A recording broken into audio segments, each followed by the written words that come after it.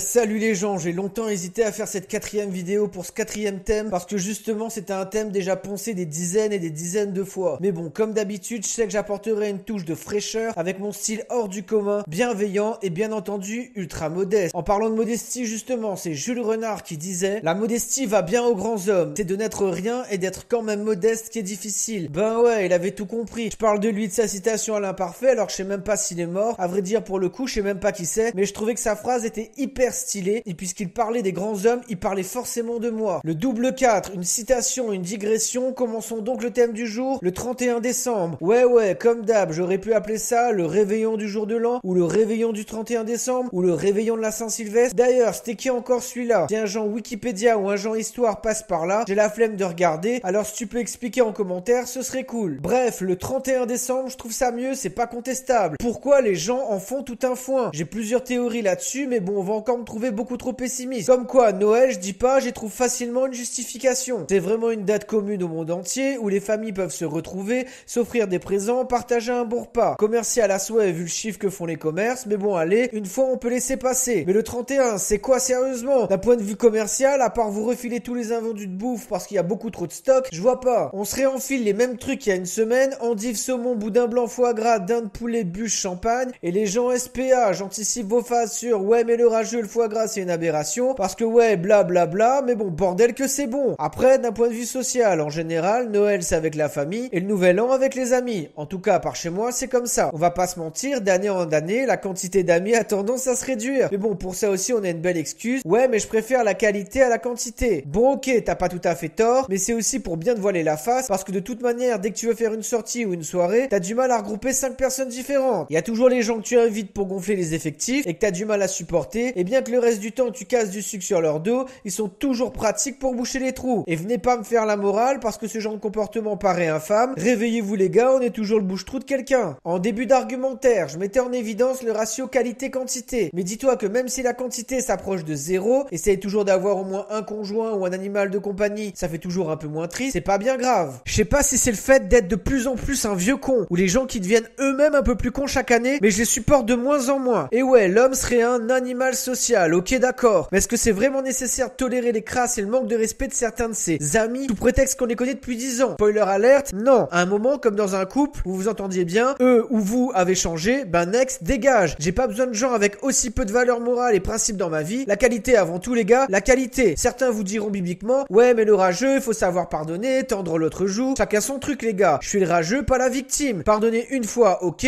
une fois c'est une erreur, ça arrive. À partir de la deuxième fois, c'est un choix. Et quand quelqu'un fait le choix de me manquer de respect, ben, je pense que c'est à lui de tendre l'autre joue. Je vais prendre un exemple bien trop perso, mais Osef, si quelqu'un se reconnaît, ça t'apprendra peut-être à assumer. Tu fais une soirée sortie entre amis et t'essaies de faire ça bien. Parce que t'es soucieux du bien-être et du bonheur des gens que tu côtoies lors de tes interactions sociales. Et comme t'essayes de faire bien, tu préviens les gens bien à l'avance. Bah ouais, y a forcément des trucs à préparer, à organiser, des résas à faire. Et là, t'as Jean, je crève la dalle et je parle pas de bouffe, qui la veille de ce que t'as organisé, décide de se prendre une énorme cuite pour draguer Marie, tu m'intéresses pas et de toute façon t'es trop moche, et se prendre des vents toute la soirée. Forcément, le lendemain, le mec est lessivé, mais penses-tu que de lui-même, il viendrait te prévenir? Spoiler alert, non. C'est au travers d'une conversation sans intérêt qui va glisser entre un salut ça va et un à quelle heure on se retrouve, qu'il est sorti à l'improviste hier soir parce que son entrejambe le démangeait et que du coup, il est trop fatigué. Allez, encore une fois, je vais être gentil. Une fois, ok, je trouve ça intolérable, mais je vais laisser passer. Un petit coup de faiblesse parce que t'as pas de vie sexuelle, ok.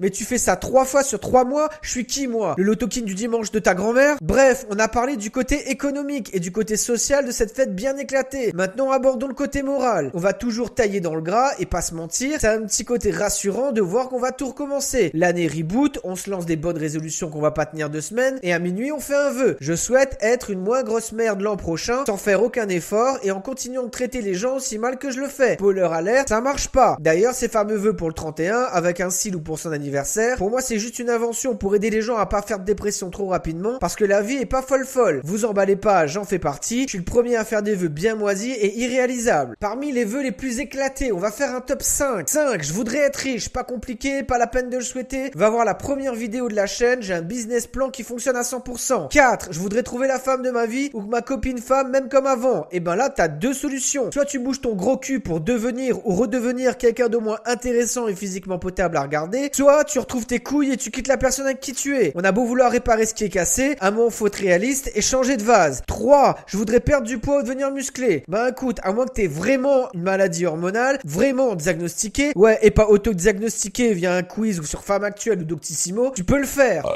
Faut juste arrêter d'être un pingouin et comprendre qu'on a rien sans rien. Ça va être dur, tu vas craquer une ou plusieurs fois, mais tout le monde peut le faire. Aujourd'hui, t'as 36 000 vidéos YouTube, 600 000 coachs, chope tes infos, essaie, expérimente, et mets une bonne grosse claque dans un an à celui que tu étais il y a un an. Back to the future. 2. Là, on va en placer une spéciale pour gens altruistes. Je voudrais la paix sur le monde et que tout le monde y soit gentil. Bon, qu'est-ce que tu veux que je dise à ça? 1. Je veux être en bonne santé pour voir grandir ma famille et passer du bon temps avec mes proches. Bon, là, je pourrais être un vrai poulpe et te dire que de toute manière, t'as une chance sur 2 d'avoir le cancer avec toutes les saloperies qui traînent dans l'air, la bouffe sur ta copine. Et que même si t'en as jamais, tu seras sûrement trop pauvre et trop cassé à la retraite pour pouvoir profiter de quoi que ce soit. Sans compter que si toi t'as la santé mais pas tes proches, même constat. Si c'est pour les voir crever avant toi alors que toi tu pètes la forme, c'est un peu chaud, même pour moi copain. Puisqu'on est dans le sordide et le mauvais goût, j'ai une blague pour casser un peu tout ça. Vous connaissez le point positif à avoir une tumeur? Mais c'est qu'au moins à la fin, tu meurs. Je fais le poulpe fanfaron, tout ça, mais je suis hypocondriaque. Et vraiment hypocondriaque. Et c'est un enfer pour ma copine. Donc je rigole de beaucoup de choses qui au final m'affectent énormément. C'est une forme d'autodérision que certains dans les commentaires n'ont apparemment toujours pas compris. Mais c'est pas grave, encore une fois, plutôt que de quitter la vidéo et de rager comme moi, mets un like, abonne-toi. Après, et pour finir, il y a toujours des poulpes de formation professionnelle qui font des blagues moisies. Mais attention, je vous parle pas de ceux qui font des blagues bof, mais qui les assument complètement. Non, je te parle d'une espèce bien plus lâche et méprisable.